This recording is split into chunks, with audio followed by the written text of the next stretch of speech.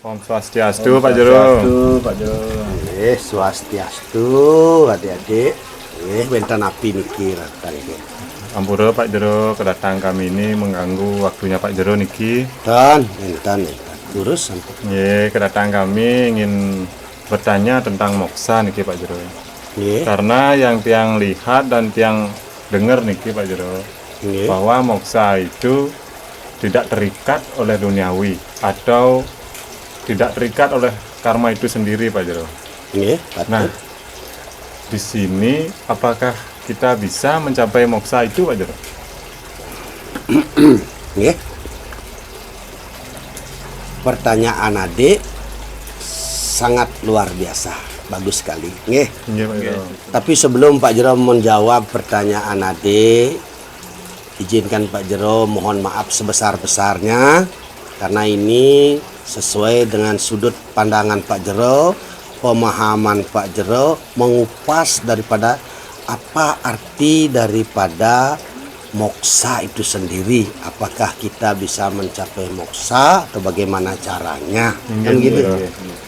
Nah, ini sesuai dengan kemampuan Pak Jero.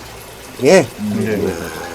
Karena tiang juga tidak luput daripada kesalahan, kekurangan. Karena tiang juga manusia biasa sama seperti adik-adik.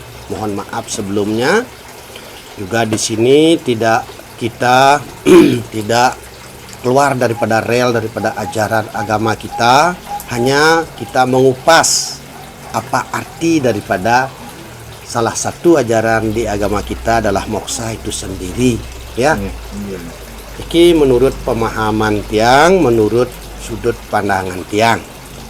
Ingat nih adik-adik, nggih. Baiklah. Tiang akan jawab. Maaf dikit yang pakai bahasa Indonesia Kemanten, nggih. Agak gado-gado lah sedikit. Karena tiang tidak begitu bisa bahasa Bali halus. Mohon maaf dikit. Nah, jadi begini adik-adik.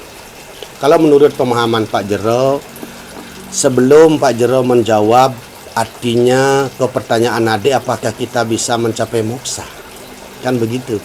Mari kita sama-sama membahas dulu arti moksa itu sendiri.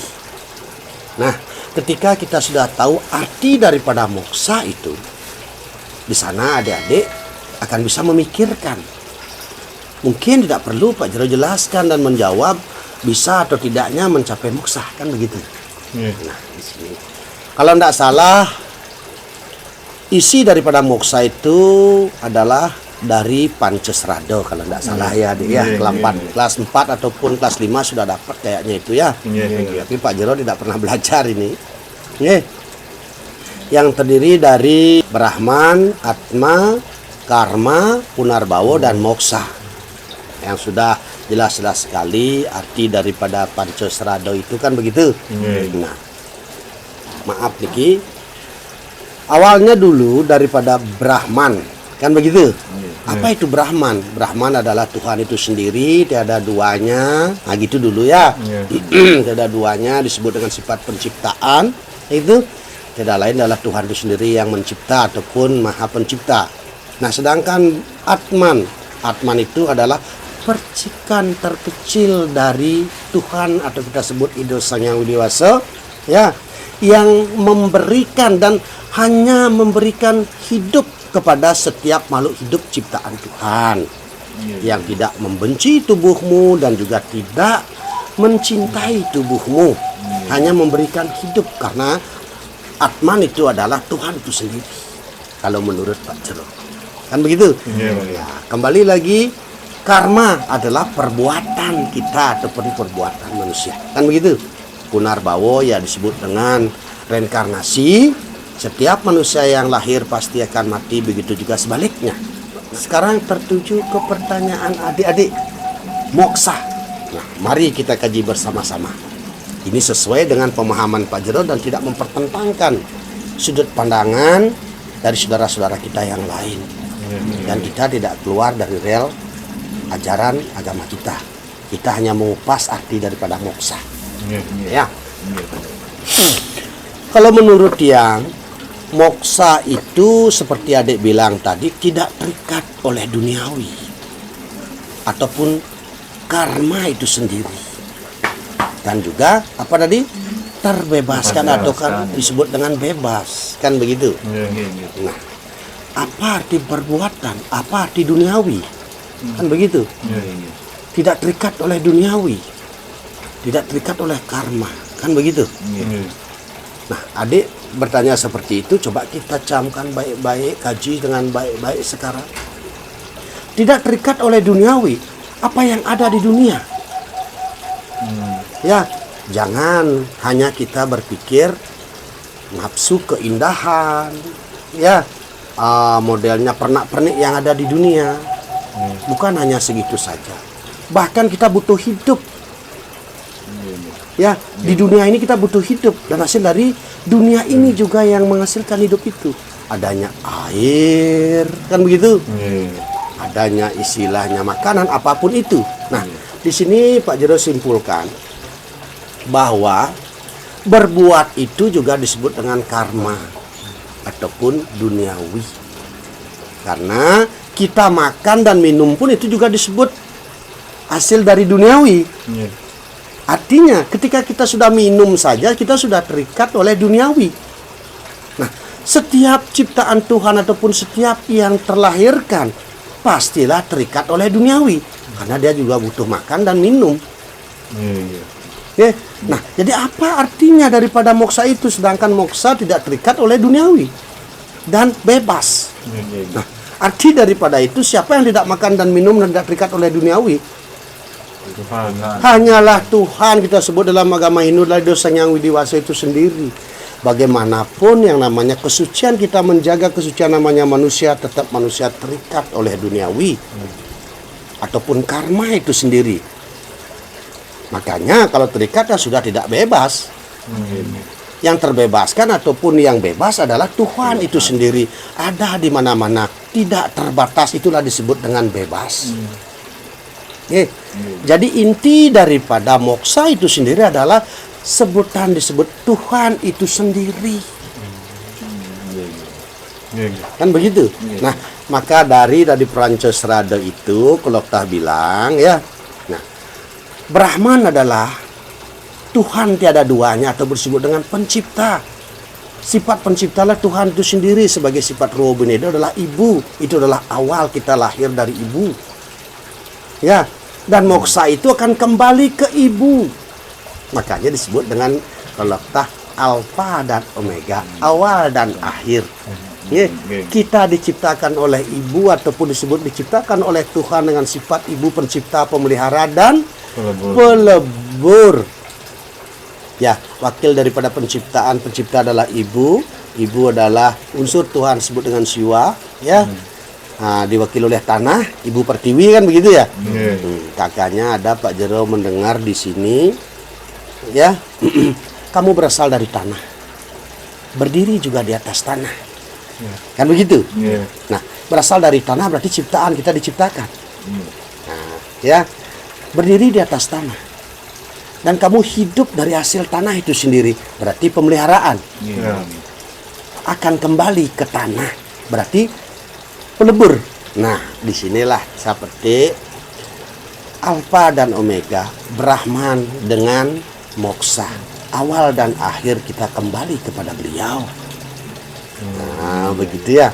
Dan di sini juga tercatat kita hubungkan dari ajaran agama juga, kalau tidak salah, maaf ini Bapak Jero pernah dengar dari Sersa Muscaya, kalau tidak salah, setiap manusia, maaf nih ya, manusia tidak akan pernah menjadi dewa karena manusia punya batas kematian. Ya. Nah, arti daripada tadi itu adik bilang tidak terikat oleh duniawi ataupun karma itu sendiri, yang tidak terikat adalah Tuhan itu sendiri. Arti moksa itu adalah Tuhan itu sendiri. Nah, apakah kita bisa mencapai moksa? Kan pertanyaan adik tadi seperti itu. Nah, gimana adik berpikir sekarang? Pak Jero tidak perlu menjawab. Sebab kenapa? Ketika manusia masih terikat oleh duniawi, masih terikat, siapa saja yang terikat oleh duniawi tidak akan bisa mencapai moksa. Karena moksa itu sendiri adalah yang tidak terikat oleh duniawi. Hanyalah Tuhan itu sendiri yang tidak terikat oleh duniawi.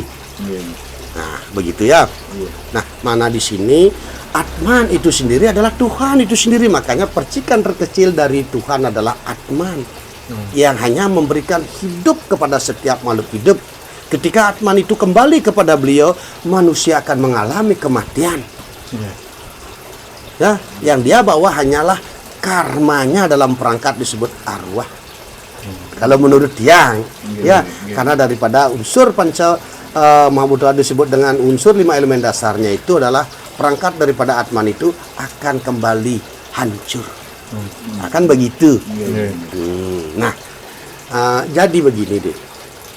Kalau menurut Pak Jero, kalau menurut Tiang, nah niki arti daripada moksa itu adalah Tuhan itu sendiri, karena Tuhanlah yang terbebaskan ataupun disebut dengan tidak terikat oleh apapun. Makanya menyatunya Atman kepada Brahman itu adalah moksa yang jelas, karena Atman itu adalah Tuhan itu sendiri yang memberikan hidup kepada setiap makhluk hidup. Kalau menurut Tiang itu bukan manusia. Makanya Atman itu punya sifat tidak terlukai oleh senjata apapun, tidak terbakar oleh api, tidak terbasahkan oleh air, tidak terkeringkan oleh angin, tetap tidak laki, tidak perempuan. Itu kan sifat Tuhan. Nah, itulah Brahman. Nah, itulah juga Atman.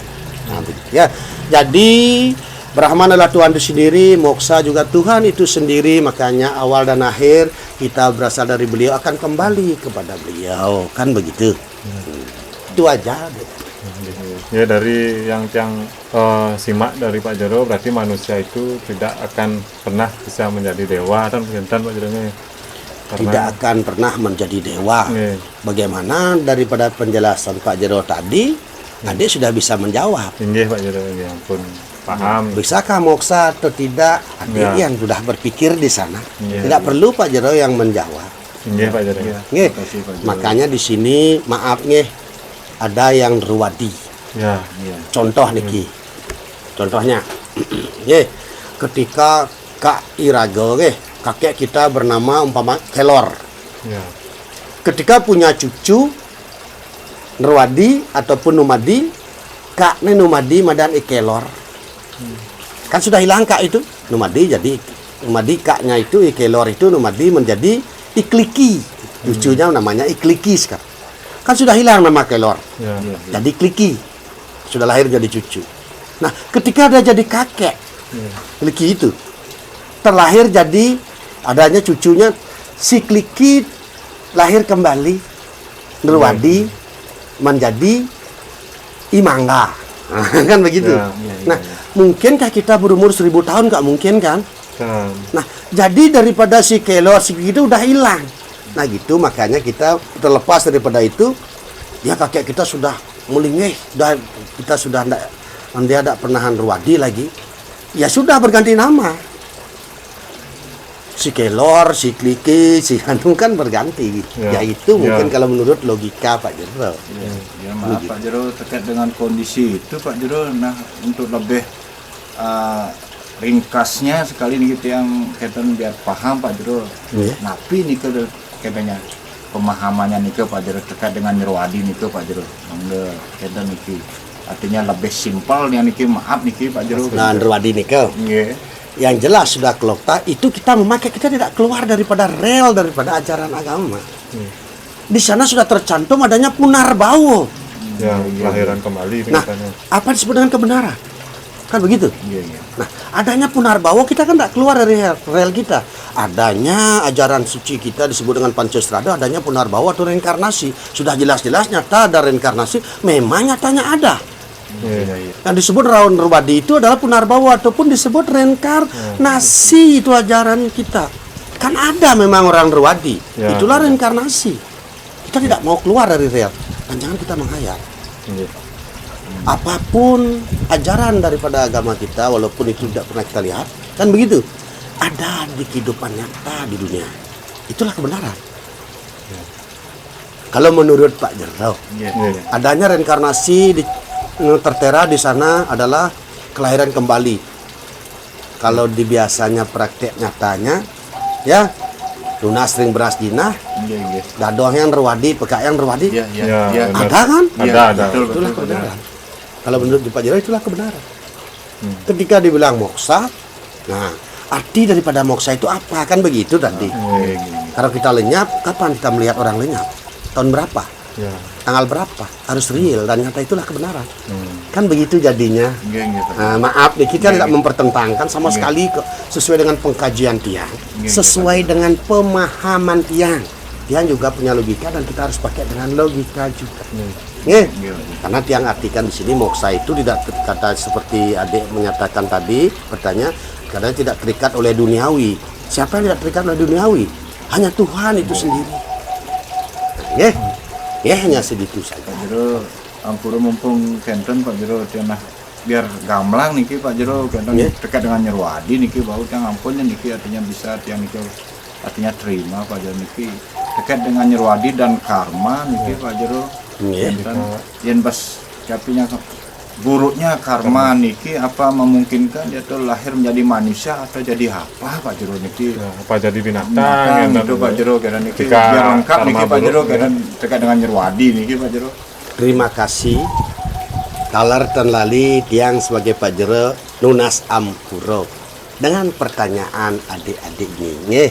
Seperti pertanyaan adik baru sekarang ini terkait dengan karma kita, apakah kita bisa menjadi binatang atau bagaimana? Jika buruk. Di sana adik-adik saya lihat adalah manusia sekala.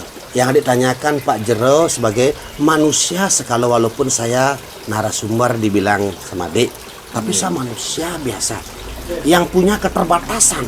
Kecuali Tuhan tidak terbatas. Setiap manusia punya batas kemampuan. Maaf dulu, tertuju sekarang ke pertanyaan adik yang hanya tiang berani bicara masalahnya. Apa penyebab kita terlahir di dunia ini, di agama menjadi orang Bali dan agama Hindu menjadi manusia seperti ini? Nah, itu kenapa? Apa sebabnya? Yang berani menjawab itu sesuai dengan logika.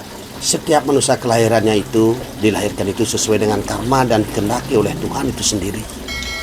Kan begitu? Iya. Nah, kalau pertanyaan adik, ketika karma kita buruk sekalipun menjadi binatang atau bagaimana, walaupun tiang pernah dengar, yang memberitahukan itu juga manusia, yang juga tidak lepas ataupun tidak luput daripada batas kemampuan. Ya, Iya. adik pun, tiang pun pernah membaca buku maaf ya, dan yang mengarang itu juga punya tanda tangan dan dia pun juga manusia dan tidak terlepas juga daripada batas kemampuan. Ya. Nah, tadi apa yang adik tanyakan, apakah bisa menjadi binatang begini? Maaf, Pak Jero tidak berani menjawab hal itu. Pak Jero dah menyatakan Pak Jero tidak tahu, sebab itu adalah hak Tuhan. Apalagi Pak Jero membicarakan di mana sorga ini gitu, dan nanti Pak Jero tidak mengira-ngira. Iya, Pak Jero. Karena yang jelas Pak Jero tidak tahu masalah itu. Itu urusan dosanya Widiwaso yang manusia sangat terbatas akan tidak pernah mengetahui hal itu. Marilah kita sekarang bersama-sama bagaimana ajaran itu daripada agama itu yang penting dari batas kemampuan kita. Di sana kita mengkaji makna-makna daripada apa arti ajaran-ajaran kita itu. Ya, Iya, Pak Jero. ya, ampurang nih. Iya, semua Pak Jero. Iya, Atas lurus. penjelasannya niki, ampun kami paham rasanya niki. Kang Yang nih. niki Iya, benjang pungkuran, bentan malih ketakian tiang, tiang tangkil.